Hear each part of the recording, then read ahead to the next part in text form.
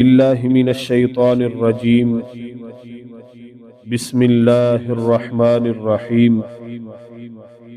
إذ قربا قربانا فتقبل من أحدهما ولم يتقبل من الآخر قال لأقتلنك قال إنما يتقبل الله من المتقين. تمام قسم کی تعریفات و تسبیحات اللہ احکم الحاکمین کے لیے جو پوری کائنات کا خالق و مالک ہے، حاجت روا مشکل کشا ہے، جس کے علاوہ کوئی معبود برحق نہیں. لاکھوں کروڑوں درود و سلام اس ہستی اقدس و مقدس پر جن کا نام نامی اسم گرامی محمد اکرم صلی اللہ علیہ وبارک وسلم ہے. وہ ذات مبارکہ مطہرہ جنہیں رب کائنات نے رحمت کائنات بنا کر بھیجا اور جن کے ذریعے سے اہل کائنات کی رشد و ہدایت کا بندوبست فرمایا ہے. احباب زیوکار، آج میں آپ کے سامنے ایک بہت ہی اہم موضوع پر قرآن و حدیث سے دلائل پیش کرنے والا ہوں، جو میرے نزدیک اتنی اہمیت رکھتا ہے کہ اگر میرے بس میں ہو تو اس عنوان کو مہینے میں ایک مرتبہ کم از کم دہراؤں. آپ احباب کو بھی چاہیے کہ ایسے اہم موضوعات کے اوپر غور و فکر کر کے سمجھیں اور پھر اس کے مطابق اپنی اصلاح کریں، وگرنہ آنے والے وقت میں بالخصوص روز قیامت شرمندگی اور ناکامی کا خدشہ ہے. ایسا نہ ہو کہ ہم سمجھتے رہے کہ ہمارے پاس بہت زیادہ نیک اعمال ہیں اور جب روز محشر ہمارا حساب کتاب ہو، نامہ اعمال ملے تو پتہ چلے کہ ہمارے پاس تو نیکیاں ہے ہی نہیں. خطرناک گناہوں کی وجہ سے، فتنوں کی وجہ سے ایک ایک کر کے ہم اپنی نیکیاں ختم کر بیٹھے ہیں. میرے بھائیوں، ہمارے پاس سب سے قیمتی اثاثہ جو ہے وہ نیکیوں کا ہے. یہ بات میں مانتا ہوں کہ مال، اولاد، صحت یہ اللہ تعالیٰ کی بہت بڑی نعمتیں ہیں، لیکن سب سے بڑا اللہ تعالیٰ کا جو احسان ہمارے اوپر ہے اور ہمارے پاس جو سب سے بڑا قیمتی خزانہ ہے وہ نیک اعمال ہے. اور آج کے اس پرفتن دور کے اندر ہم دیکھتے ہیں کہ لوگ دڑا دڑ اپنے نیک اعمال کو برباد کر رہے ہیں. فتنوں کی وجہ سے، گناہوں کی وجہ سے نیکی کرنے کے بعد چند قدم کے فاصلے پر، چند منٹوں کے فاصلے پر ہم اپنی نیکی کو ضائع کر دیتے ہیں. میرے بھائیو،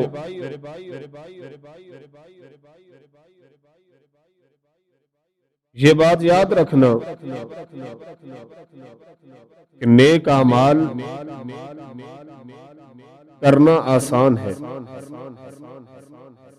نیک اعمال کرنا آسان ہے، مگر نیک اعمال کو سنبھالنا بہت زیادہ مشکل ہے۔ نیک اعمال ہر بندہ کر لیتا ہے، لیکن نیک اعمال کو سنبھال کر کوئی کوئی رکھتا ہے۔ نصیبے والے ہی لوگ ہوتے ہیں جو نیک اعمال کو محفوظ رکھتے ہیں، سنبھال کر رکھتے ہیں۔ میرے بھائیو،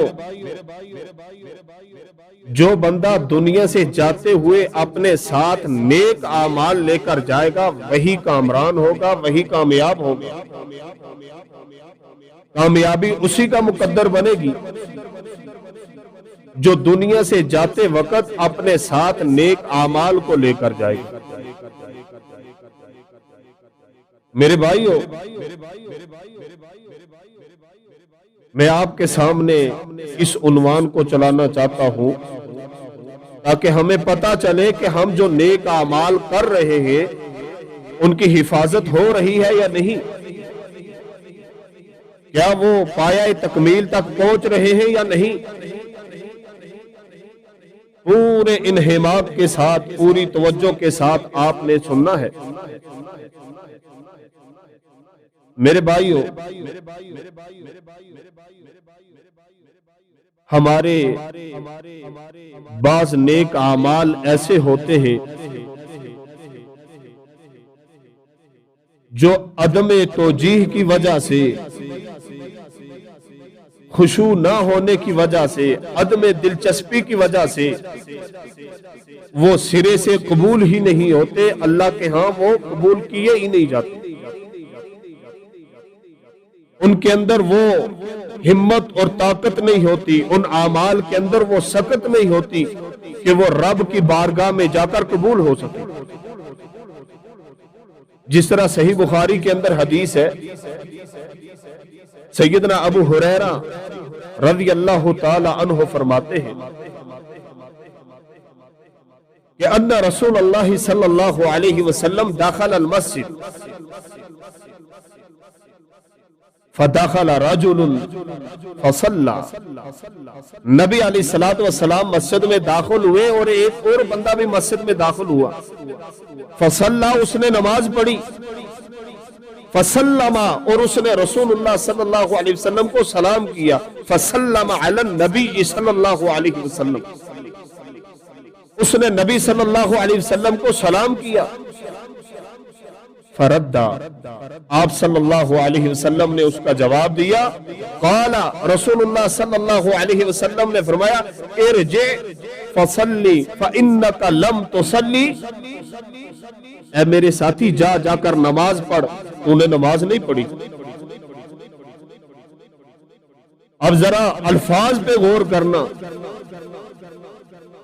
ارجع فصلی فانک لم تصلی، جا جا کے نماز پڑھ، تو نے نماز نہیں پڑھی۔ حالانکہ اللہ کے رسول صلی اللہ علیہ وسلم دیکھ رہے کہ اس بندے نے نماز پڑھی ہے، رسول اللہ صلی اللہ علیہ وسلم کہتے ہیں کہ جا جا کے نماز پڑھ، تو نے نماز نہیں پڑھی۔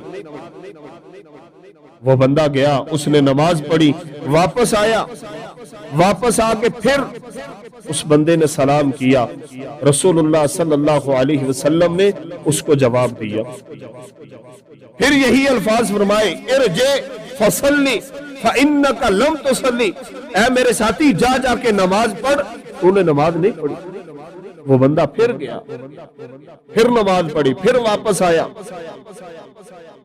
سلام کیا، آپ نے پھر وہی الفاظ جو دہرائے تیسری مرتبہ کہ جا جا کر نماز پڑھ، تو نے نماز نہیں پڑھی۔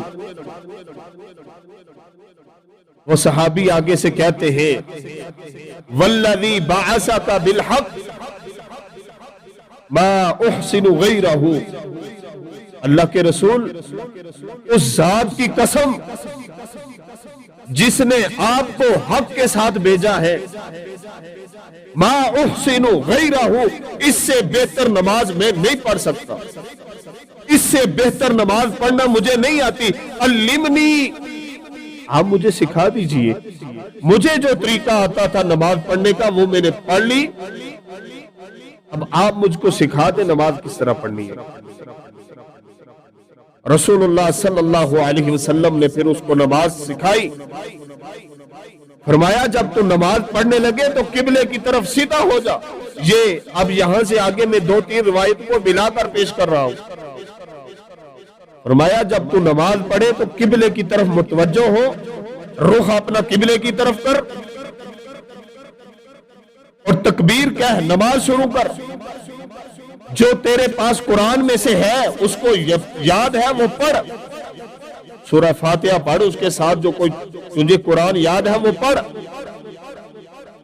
جب تو قرآن پڑھ چکے، فرقا حتی تطمئن راکعن، کہ تو رکوع کر، اطمینان کے ساتھ رکوع کر، سکون کے ساتھ تو نے رکوع کرنا ہے۔ جب تو کھڑا ہو تو پورے اطمینان کے ساتھ سیدھا کھڑا ہو جا۔ پھر فرمایا ثم مسجد حتی تطمئن ساجدا، اور تو سجدہ کر، بالکل اطمینان کے ساتھ سجدہ کر، اور پھر سجدے سے اٹھ کر بیٹھ، اطمینان کے ساتھ بیٹھ۔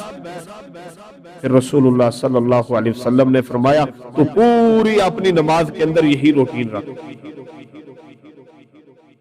میرے بھائیوں، اس حدیث کو پڑھ کر یہ بات سمجھ میں آتی ہے، سن کر یہ بات سمجھ میں آتی ہے کہ اس بندے کی نماز کے اندر اطمینان نہیں تھا، وہ جلدی میں کھڑا ہوتا تھا، جلدی کے اندر وہ جب ہاتھ اٹھاتا تھا تو اس کے ہاتھ اٹھانے کا طریقہ صحیح نہیں تھا، جب وہ رکوع کرتا تھا تو اس کے رکوع کے اندر سکون نہیں تھا، جب وہ رکوع سے کھڑا ہوتا تھا تو اس کے رکوع کے کھڑے ہونے میں سکون نہیں تھا، نہ اس کے سجدے میں سکون تھا۔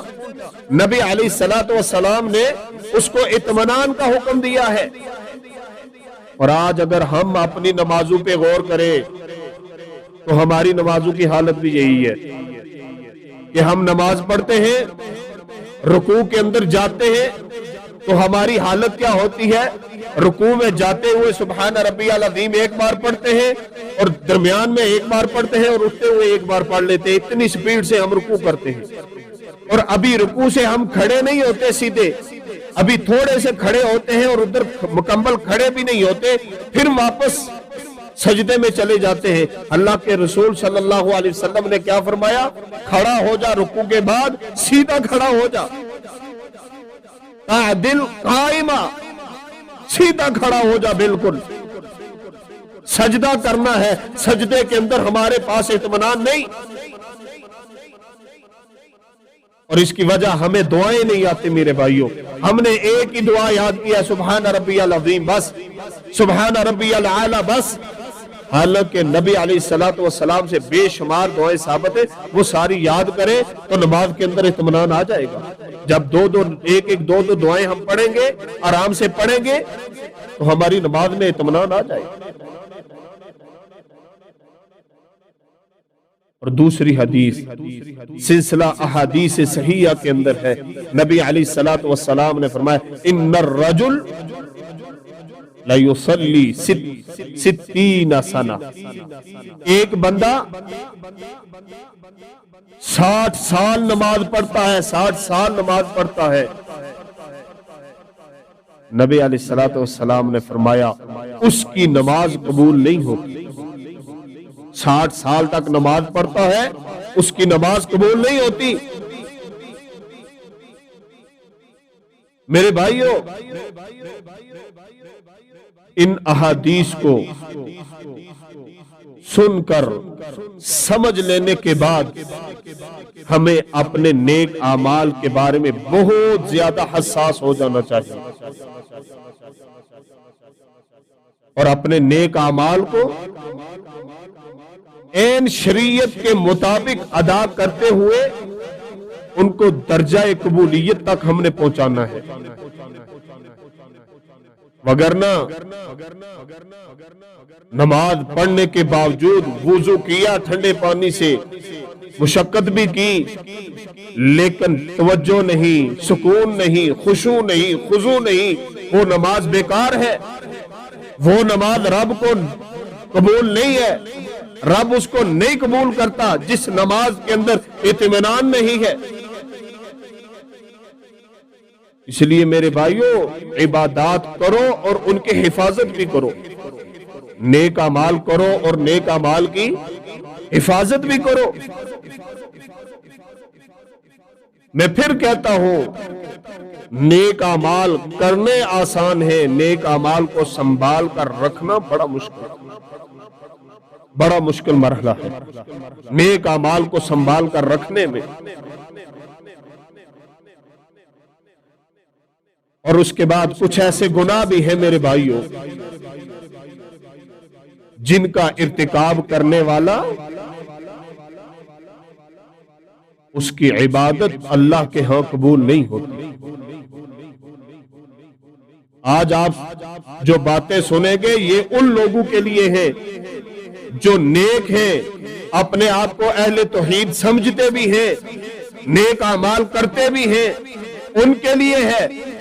जो बद अमाल है, गुनाहों के अंदर अटे हुए हैं, नमाज पढ़ते ही नहीं, नेक काम करते ही नहीं, ये उनके लिए नहीं। आज की जो बातें हैं उन लोगों के लिए है जो नेक अमाल करने वाले हैं, अपने आप को नेक समझते हैं, अपने आप को नमाजी समझते हैं। आज की बातें उन लोगों के लिए है कि हमने अपने अमाल को किस हद तक संभाल कर रखा हुआ है। जो नमाजें हमने पढ़ी, क्या वो रब के यहां कबूल हो रही है या नहीं, इसके बारे में गौर करना है जरा। और कुछ ऐसे गुनाह है मेरे भाइयों, कुछ ऐसे गुनाह है जिनका इर्तिकाब करने वाला उसका कोई नेक अमल अल्लाह ताला कबूल नहीं करता, अल्लाह के यहां उसके अमाल कबूल नहीं है। जरा गौर करना, रसूलुल्लाह सल्लल्लाहु अलैहि वसल्लम ने फरमाया कि अल खम्र उम्मुल खबाइस, शराब ये खबाइस की जड़ है। फमन शारिबहा, जिस बंदे ने शराब को पी लिया, लम तुकबल सलातहु अर्बईन यौमा, जिस बंदे ने एक मर्तबा शराब पी ली, उस बंदे की इबादत 40 दिन तक अल्लाह ताला कबूल नहीं करता। 40 दिन तक उसके नेक अमाल खत्म हो जाते हैं। कोई नेक अमल अल्लाह के यहां कबूल नहीं होता जो एक मर्तबा शराब पीता है।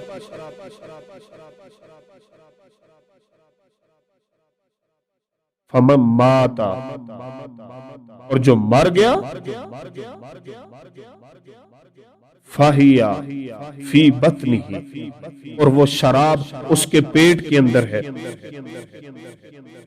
माता मैतन जाहिलियतन, वो बंदा जाहिलियत की मौत मरेगा। मेरे भाइयों, ये कितना बड़ा गुनाह है कि ये गुनाह करने वाला उसका अमल कबूल नहीं रब के यहां। और हम तो आए दिन ये चीज देखते रहते हैं, सुनते रहते हैं, अखबारात के अंदर आता है कि फलां बंदे ने शराब पी जहरीली और उसकी वजह से मौत हो गई। कितना बदनसीब इंसान है कि रसूलुल्लाह सल्लल्लाहु अलैहि वसल्लम फरमा रहे हैं कि जिसके पेट के अंदर शराब है वो जहलियत की मौत मरेगा। इसलिए मेरे भाइयों, हमने खुद भी शराब से अपने आप को बचाना है, और अगर कोई हमारा दोस्त, हमारे अहबाब में से इस गलत काम के अंदर मुलव्वस है तो हम उसको भी इस चीज से साइड पे करें। اور اس کے بعد دوسرا کام، دوسرا گناہ جو ہم کرتے ہیں یا ہم میں سے کوئی کرے یا کوئی بھی بندہ کرتا ہے تو اس کے نیک اعمال اللہ کے ہاں قبول نہیں ہوتے۔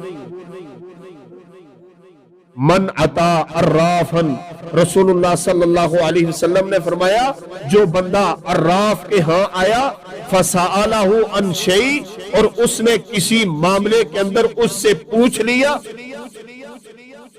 لم تقبل لہ صلاۃ 40 یوما، اس بندے کی 40 دن کی عبادت قبول نہیں ہوتی۔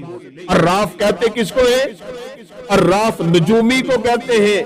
عراف اس بندے کو کہتے ہیں جس کے ہاتھ سامنے ہاتھ رکھ کر کہا جائے کہ بتلاؤ میری ہاتھ کی لکیریں کیا کہتی ہے، یا کہا جائے کہ بتلاؤ کہ میرے ستارے گردش میں ہیں کہ یا نہیں، یا کہا جائے کہ ذرا شیشہ دیکھ کے بتلانا کہ میرے مقدر کیسے ہیں، یا میری چوری کس نے کی ہے، یا فلاں کام میرا ہوا ہے وہ کس نے کیا ہے۔ شیشہ دکھاتے ہیں، دیکھ کر بتاتے ہیں، یا کتابیں نکال کر بتاتے ہیں۔ ایسے بندوں کے پاس جانا، نبی علیہ السلام نے فرمایا کہ اس کی 40 دن کی عبادت اللہ قبول نہیں کرتا، نماز قبول نہیں کرتا۔ سب سے اہم کام نماز ہے میرے بھائیو، سب سے اہم معاملہ نماز ہے۔ اب جس بندے کی نماز ہی قبول نہیں تو باقی عبادات کیا قبول ہوگی؟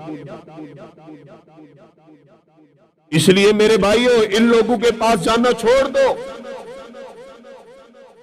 نجومیوں کے پاس، کتابیں نکالنے والوں کے پاس، شیشے دیکھنے والوں کے پاس جانا چھوڑ دو۔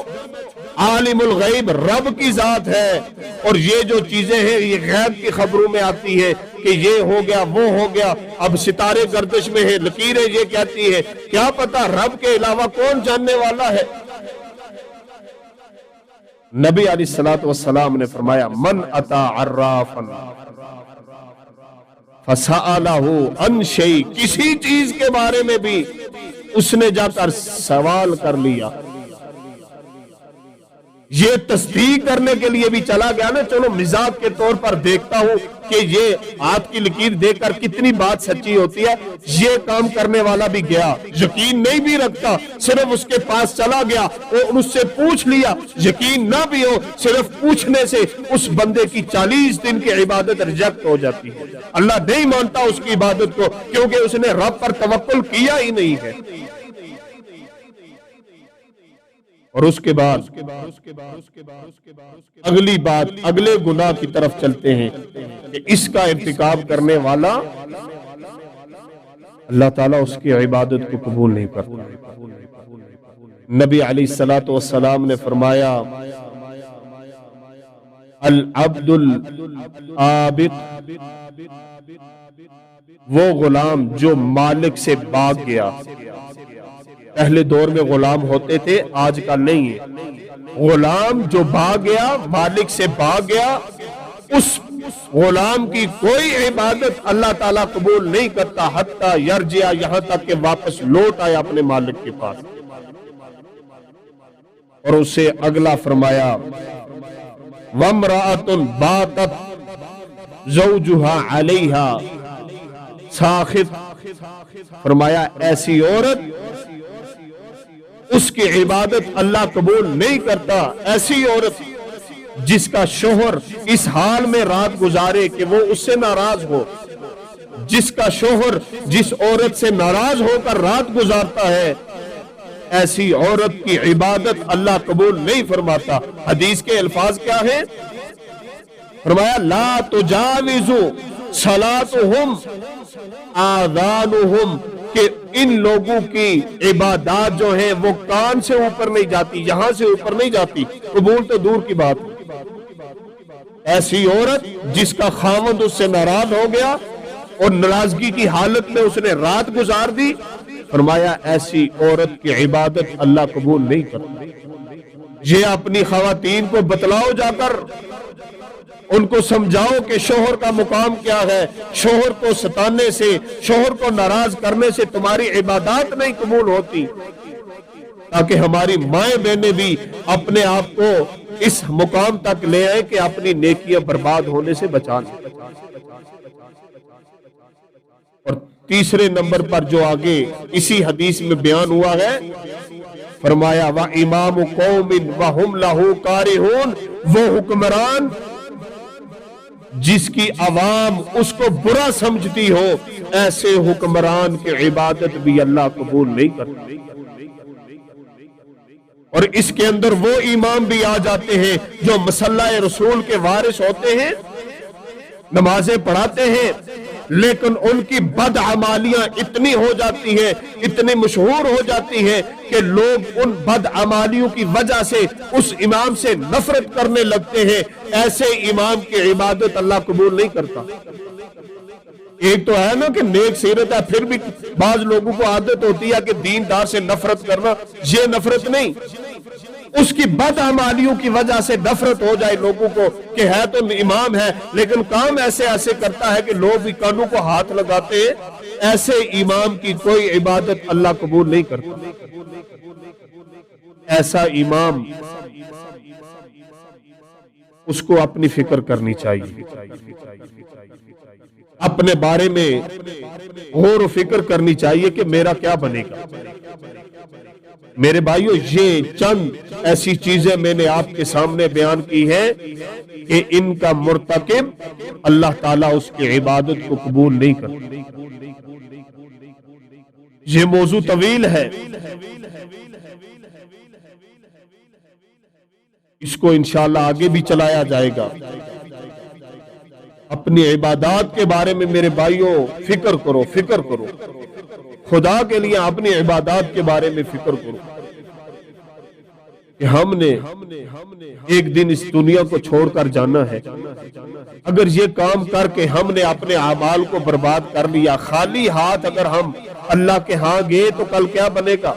یہ دنیا عارضی ہے، آج نہیں تو کل ختم ہونے والی ہے،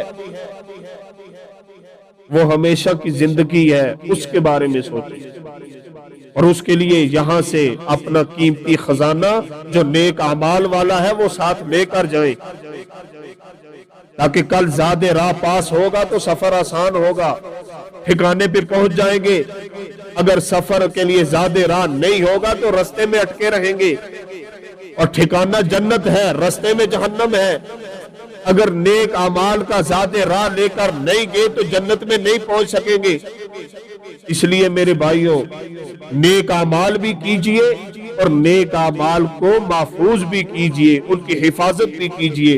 اللہ تعالیٰ سے دعا ہے کہ اللہ تعالیٰ ہمیں کما حقہ اپنی عبادات کو بجا لانے کی توفیق عطا فرمائے، اور پھر اللہ تعالیٰ ہمیں کما حقہ ان عبادات کو حفاظت میں بھی رکھنے کی اللہ تعالیٰ ہمیں توفیق عطا فرمائے۔ وما علینا الا البلاغ المبین۔